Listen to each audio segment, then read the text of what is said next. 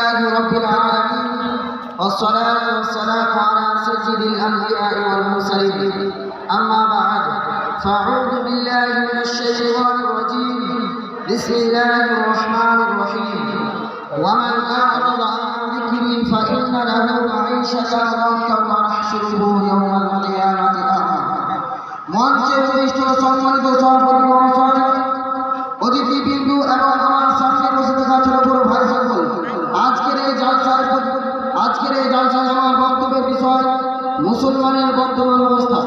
মুসলিম সমাজ কই বলেছেন কোরআন ও হাদিসের আলোয় আলোকিত হয়ে বিশ্বজয় হয়েছিল যারা, কোরআন ও হাদিস ছাড়িয়া বিশ্বে আজ অবহেলিত লাঞ্ছিত তারা।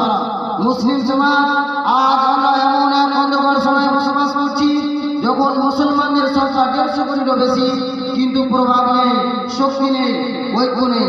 আমাদের নাম আছে কিন্তু কাজ নেই, আমাদের মসজিদ আছে কিন্তু সেখানে নামাজ নেই, আমাদের হাতে কোরআন আছে কিন্তু জীবনে তার প্রতিফলন নেই। যে জাতির এক টাকার দুনিয়া কেঁপে উঠত আজ তারা অপমানের চঞ্চলের উপরে খাচ্ছে। যে জাতির নাম শত্রুরা ভয় ভীতি করত আজ তারা নিজের ঘরে নিরাপত্তা। কি কারণে আমাদের এই অবস্থা? মুসলিম সমাজ মহান আল্লাহ তাআলা সূরা তাহা 134 নম্বরে বলেন ওয়ামান আ'রাদা আন যিকরি ফাইন্না লাহু মাঈশাতান দানকা ওয়া নাহশুরুহু ইয়াওমাল কিয়ামাতি আ'মা। অর্থাৎ যে আমার চরণ থেকে মুখ ফিরিয়ে নেবে আমি তার জন্য সংকীর্ণ জীবন নির্ধারণ করব এবং কিয়ামতের দিন তাকে অন্ধ অবস্থায় রাখব। মুসলিম সমাজ আজ মুসলমানদের ঘরে কোরআন আছে কিন্তু তেলাওয়াত নেই, মসজিদে আযান হয় কিন্তু নামাজে কেউ যায় না। এই কারণে আল্লাহ তাআলা আমাদের হৃদয় থেকে প্রসাদী তুলে নিয়েছে।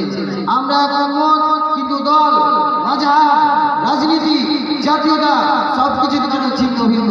মহান আল্লাহ তাআলা সূরা আলে ইমরানের 103 নম্বর আয়াতে আমাদের সতর্ক করে বলেন ওয়াতাসিমু বিহাবলিল্লাহি জামিআন ওয়া লা তাফাররাকু।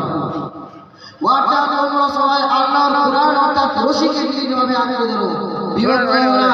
কিন্তু আফসোস আমরা বিভক্ত, পরস্পরকে পরাজিত করি, যার ফলে আমরা শক্তি হারিয়ে দুর্বল হয়ে পড়েছি। আজ শয়তান সফল হয়ে গেছে, মুসলমানদের শত্রু হয়ে গেছে।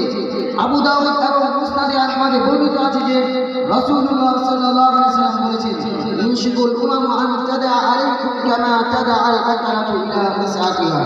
অর্থাৎ খুব শীঘ্রই বিভিন্ন জাতি উপজাতি তোমাদের বিরুদ্ধে এমন ভাবে ঝাঁপিয়ে পড়বে যেমন ভোজের আমন্ত্রণে লোকেরা খাবারের পাত্রে ঝাঁপিয়ে পড়ে। ক্বালু আমিন বিল্লাহি নাহনু ইয়াওমাইদিন। সাহাবা کرام জিজ্ঞাসা করলেন হে আল্লাহর রাসূল সাল্লাল্লাহু আলাইহি ওয়াসাল্লাম, সেদিন কি আমাদের সংখ্যা অল্প হবে?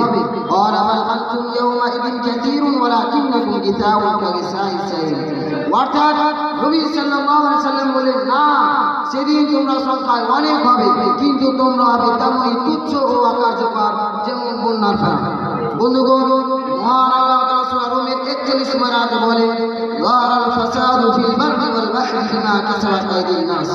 অর্থাৎ স্থলে ও সমুদ্রে বিপর্যয় দেখা দিয়েছে মানুষের কৃতকর্মের কারণে। শ্রোতা মণ্ডলীগণ, যখন সমাজের অন্যায় বেড়ে যায় তখন আল্লাহর রহমত দূরে সরে যায়।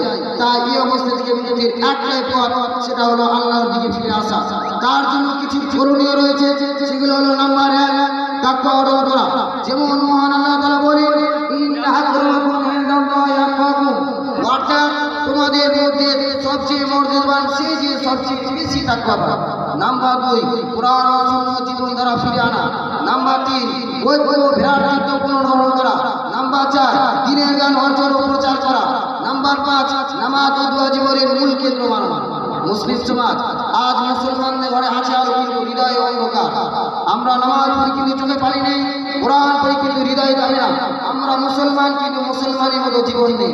তাই বন্ধুগণ, আজ আল্লাহর প্রতি ফিরে না এলে আমাদের এই অবস্থা, এই দুঃখ অপমান কখনোই শেষ হবে না। তাই চলো আমরা একসাথে আল্লাহর দিকে ফিরে যাই, আল্লাহর ভালোবাসায়, কোরআনের ছায়ায়, নবীর সুন্নাহর পথে। তাহলে পৃথিবী আবার জানবে মুসলমান মানে আলো, শান্তি ও সত্যের উপর দিন। তাই আসুন আমরা সবাই আজ এই মজলিস থেকে প্রতিজ্ঞা করি আমরা নিজেদের বদলাবো, কোরআন সুন্নাহর পথে ফিরে আসবো, যেন আল্লাহ আমাদের আবার সম্মানিত করেন। পরিশেষে আল্লাহ আমাদের দোয়া করি যে হে আল্লাহ আমাদের গুনাহ মাফ করুন, সঠিক পথে পরিচালিত করুন এবং আমাদের পরিচিত মুসলিম বানিয়ে দিন। আমিন। ওয়া মা আলাইনা ইল্লাল বালাগ ওয়া আলাইকুম আসসালাম। আসসালামু আলাইকুম ওয়া রাহমাতুল্লাহ।